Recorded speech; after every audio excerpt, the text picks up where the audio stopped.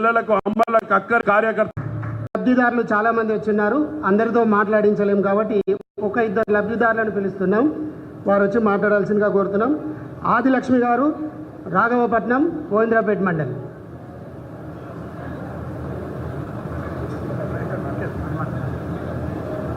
ఇక్కడికి వచ్చిన మరి గ్రామస్తులందరికీ ఎక్కడెక్కడి నుంచి వచ్చినారో నాకు తెలియదు. ప్రతి ఒక్కరికి నా నమస్కారాలు. మరి మెయిన్గా ముఖ్యంగా మా సీతక్క గారికి, అలాగే మా కలెక్టర్ గారికి మా కోసం ఎంతో మా గ్రామం కోసం ఎంతో కష్టపడ్డారు. మరి మాకు ఇందిరమ్మ ఇండ్లు వచ్చినాయి. మా గ్రామం ఇప్పలగడ్డ, మా గ్రామ పంచాయతీ రాఘవపట్నం, ములుగు మండలము, ములుగు జిల్లా, గోవిందరాపేట మండలము. మరి మా కోసం అయితే ఎంతో మరి మా గ్రామానికి ఇందిరమ్మ ఇల్లు వచ్చినందుకు చాలా సంతోషము. ఇందిరమ్మ ఇల్లు వచ్చినందుకు కాదు, మరి మా సీతక్క గారు మా గ్రామానికి వచ్చి మరి భూమి పూజ చేసి ఎంతో ఘనంగా మరి భూమి పూజ చేసి మరి మమ్మల్ని అందరినీ గుర్తించి ప్రతి ఇంటి గడప తెలుసు మా సీతక్క గారికి. ప్రతి ఇల్లు తిరిగి నన్ను ఆదరించడానికి, నన్ను పరామర్శించడానికి వచ్చింది మా సీతక్క. మరి నా ఇంటికి వచ్చి నన్ను పరామర్శించి నా ఇల్లు మరి మొన్నటి గాలికైతే రేకులన్నీ లేచిపోయినాయి. చిన్న ఇల్లు కట్టుకున్నాము, మరి గాలికి రేకులన్నీ లేచిపోయినాయి. మరి అలాంటి విషయాలలో మరి నా ఇంటికి వచ్చి మా సీతక్క గుర్తించి మరి ప్రతి ఇంటికి మరి మా గ్రామానికి, మా గ్రామ పంచాయతీకి 97 ఇల్లులు వచ్చినాయండి. మరి మన ప్రభుత్వం, కాంగ్రెస్ ప్రభుత్వం మరి ఇందిరమ్మ ఇల్లు ఇచ్చినందుకు మరి వాళ్ళకి ఎంతగానో రుణపడి ఉన్నాం. మాది ఇప్పలగడ్డ గ్రామము. సీతక్క గారు నాకైతే తెలియదు.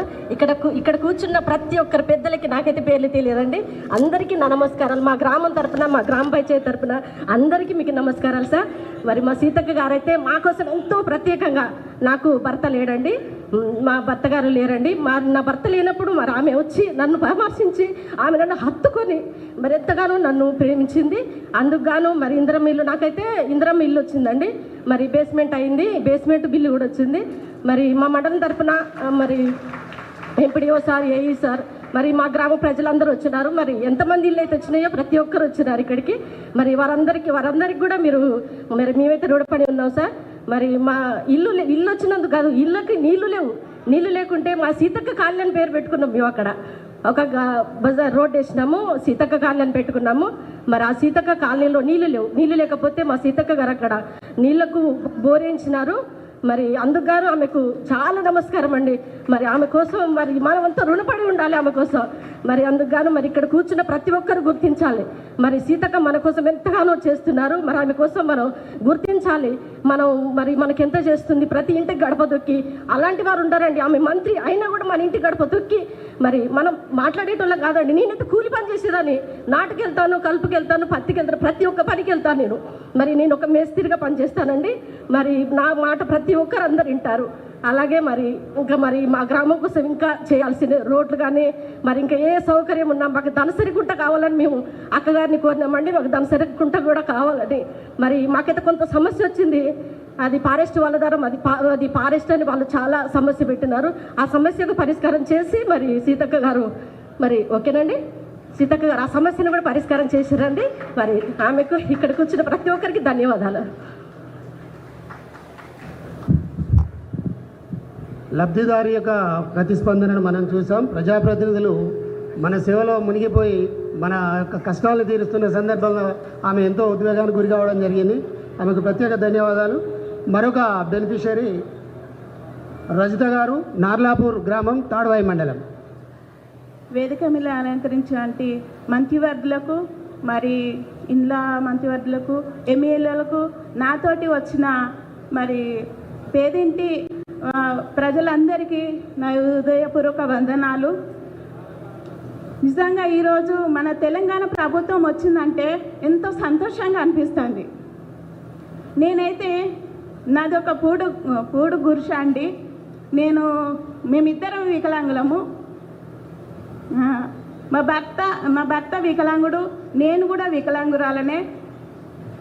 నాదొక పేద గుడిసె. ఈరోజు కాంగ్రెస్ ప్రభుత్వం నాకు ఇందిరమ్మ ఇళ్ళ పథకం కింద నాకు ఇల్లు వచ్చిందంటే చాలా సంతోషంగా అనిపిస్తుందండి. ఏ ప్రభుత్వం కూడా మమ్మల్ని ఆదుకోలేదు. నిజం చెప్పాలంటే అలాగే ఏంటండి, నేను పింఛన్ ద్వారానే నేను భరోసాగా నేను గడుపుకుంటూ జీవనోపాధిని నేను గడుపుకుంటున్నాను. నాకు 2 పిల్లలు. నిజంగా ఈరోజు ఇందులో మన తెలంగాణ ప్రభుత్వం వచ్చిందంటే నేను కష్టం చేసుకుని కూడా అప్పుడప్పుడు కూడా నేను ఒక వికలాంగురాలను. నేను బయటకు వెళ్ళి కూడా అప్పుడప్పుడు కొంచెం గడ్డ పనికి పోయేదాన్ని. ఈరోజు నేను ఇందిరమ్మ ఇల్లు వచ్చిందంటే నాకు కట్టినంత చాలా సంతోషంగా అనిపిస్తుంది. అది రాకముందే మన తెలంగాణ ప్రభుత్వం వచ్చింది అంటే నిజం చాలా సంతోషంగా అనిపిస్తుంది. 400 అడుగుల గజాలతో మనకు 5 లక్షలతోనే ఇందిరమ్మ ఇల్లు భరోసా ఇచ్చిందంటే ఎంతో ధన్యత అండి. ఏ ప్రభుత్వం కూడా ముందుకు రాలేదు, ఎవరు కూడా ఇయ్యలేదు. ఈరోజు మనకు సీతక్క ద్వారానే మరి మనకు మంత్రి ద్వారానే మనకు వచ్చిందండి. చెల్లెమ్మ పని మొదలు పెట్టావా? ఇల్లు పని మొదలు పెట్టావా? పెట్టలేదా? మరి ఎమ్మటే మొదలు పెట్టుకో. ఎమ్మటే డబ్బులు కూడా టకా సీతక్క నేను నీకు పంపిస్తాం. Okay sir. సరేనా? ఓకే పని ఎమ్మటే మొదలు. ఎంతమంది పిల్లలు? 2 పిల్లలు సార్. ఏం చదువుతున్నారు? 9th class sir. 9th. ఇద్దరు నైతేనా? 9th sir. సంతోషమే. చల్లగుండాడ బిడ్డ. Okay sir. Right. Thank you sir. నిజంగా ఈరోజు ఇందిరమ్మ జై కాంగ్రెస్. తెలంగాణ లేదు మనం అసలే పోరాటంలో లేదు. నిజంగా తెలంగాణ వచ్చినప్పుడే సన్నబియ్య రేషన్ నేనైతే నేను రేషన్ అప్పుడు వచ్చినప్పుడు అయితే దొడ్డు బియ్యం తినేదాన్ని. ఈరోజు కాంగ్రెస్ ప్రభుత్వం వచ్చిందంటే మన ముఖ్యమంత్రులు మరి సన్నబియ్యం ఇచ్చారు. ఉన్నవాడైతే ఎంతో డబ్బు పెట్టుకొని అయినా సన్న బియ్యం తినేవాడు. కానీ లేని వాడి గతి ఈరోజు ఏందో మనకు అనిపిద్దాం. మన తెలంగాణ ప్రభుత్వం అందరినీ ఆదుకున్నందుకు నాకు చాలా సంతోషంగా ఉంది. మరి 5 లక్షలతోనే ఇండ్లు మనకి ఇచ్చినందుకు ఎంతో సంతోషంగా ఉంది. మరి ఇండ్లు పూర్తయిన తర్వాత మరి మంత్రివర్యులందరినీ మరి మా గ్రామానికి పిలిపించుకొని మరి వారితో కూడా నేను హిందూ సంక్షేమం మరి ఓపెనింగ్ చేసుకుంటానని ఇదే నా చిన్న ఆశ. నీ ఇంట్లో తప్పకుండా సీతక్క నేనా బోధింటమే. Thank you sir. తొందరగా కంప్లీట్ చేయి.